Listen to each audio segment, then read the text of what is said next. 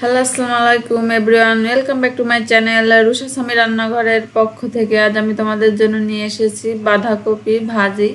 আমি বড় সাইজের একটি বাঁধাকপি আমি অর্ধেকটা ছোট ছোট করে কেটে নিয়েছি, কেটে ধুয়ে নিয়েছি। আর মিডিয়াম সাইজের দুটি আলু আমি গোটা গোটা করে কেটে ধুয়ে রাখছি। আর ফোড়নের জন্য আমি রাখছি কাঁচামরিচ চিরা, পেঁয়াজ কুচি, রসুন কুচি, গোটা জিরা, বড় সাইজের 2 কোয়া রসুন আর 2টি পেঁয়াজ নিয়েছি। আমি খুবই অল্প উপকরণ দিয়ে আজ বাঁধাকপি ভাজি দেখাবো।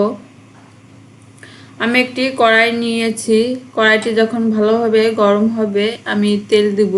আমরা বাঁধাকপি অনেকেই ভাজি করে খাই, তোমরা চাইলে আমার মতন করে ট্রাই করে দেখতে পারো। এভাবে ভাজি করে খেলে অনেক মজা লাগে, মনে হয় মাংসের মতন একটি ফ্লেভার আসে।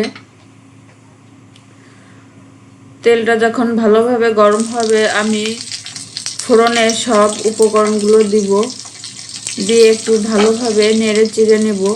আমি সবসময় একটা কথা বলে থাকি, যখন পেঁয়াজটা একটু নাড়াচাড়া দিয়ে একটু হলুদ দিই কালারের জন্য, আজ আমি সেটা বলবো। এখানে আমি হলুদ দিব কালারের জন্য, দিয়ে একটু ভালোভাবে নেড়ে চেড়ে নিব। তোমরা চাইলে এখানে লবণ দিতে পারো, পেঁয়াজটা অনেক দ্রুত নরম হবে। যখন সুন্দর একটি কালার আসবে, বাদামি কালার হবে, আমি তখন ফোড়নগুলো তুলে নিব। আমি ওই একই কড়াইতে আমি বাঁধাকপিগুলা দিয়ে দিব। তোমরা চাইলে বাঁধাকপি আলাদা করে লবণ হলুদ দিয়ে সেদ্ধ করে নিতে পারো, আমি ওইটা আর করি না, কারণ ওটা আমার কাছে ঝামেলা মনে হয়। কড়াই আবার ধোয়াধুয়ি করতে হয়, এর জন্য আমি একই কড়াইতে দিয়ে দিই। বাঁধাকপি দিয়ে দিব আলু, দিব স্বাদ অনুযায়ী লবণ, পরিমাণ মতন হলুদ দিয়ে আমি 1 কাপ পানি দিব।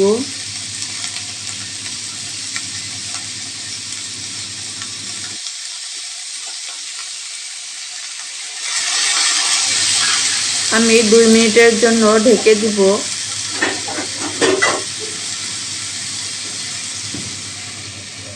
বাঁধাকপিটা একটু সফট হবে, তখন আমি নেড়ে চেড়ে দিব।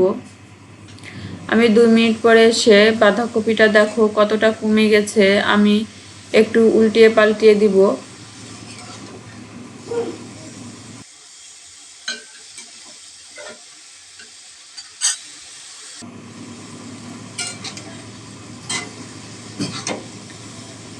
আমি আবারও 3 মিনিটের জন্য ঢেকে দিব। 3 মিনিট পর আমি আবার দেখো কতটা কম হয়েছে, আমি আবার একটু উল্টে পাল্টে নাড়িয়ে দিব। বাঁধাকপিটা অনেক ফুলে থাকে, তার জন্য যখন একটু জাল হয় তখন কমে যায়। আমি আবারও 5 মিনিটের জন্য রাখবো।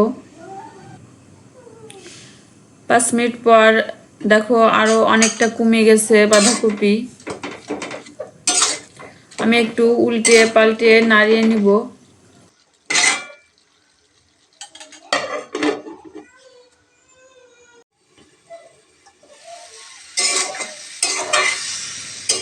দু মিনিটের জন্য রাখছি। এবার আমি 3 মিনিট ভালোভাবে উল্টে পাল্টে নেড়ে চেড়ে নিব, যাতে ভালো একটু মাখা মাখা হয়। এরপর দিব ফোড়ন, ফোড়ন দিয়ে আমি আরও একটু ভালোভাবে নেড়ে চেড়ে নিব।